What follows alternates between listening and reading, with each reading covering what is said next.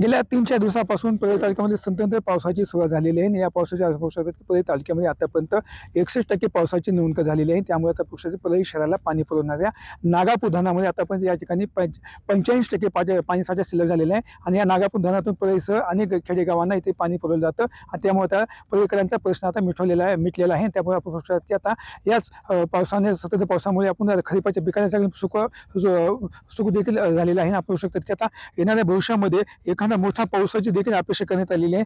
आपण या पावसामुळे पाहू शकतो की परळी तालुक्यातील अनेक जे प्रकल्प असतील छोटे छोटे धरणे हे 80-85% भरलेले झालेले आहेत। त्यामुळे आता येणाऱ्या काळामध्ये आता पाण्याचा प्रश्न असेल पिण्याच्या प्रश्नाचा सध्या मिटलेला आहे, पण येणाऱ्या काळामध्ये भविष्यामध्ये मोठ्या देखील पावसाची देखील अपेक्षा इथं केली जात आहे।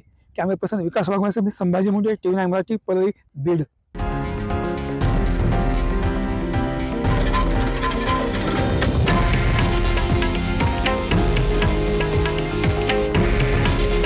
हे आहे देशातील नंबर 1 न्यूज नेटवर्क आणि आपण पाहत आहात TV9 मराठी। काळजी तुमची, हित महाराष्ट्राचं।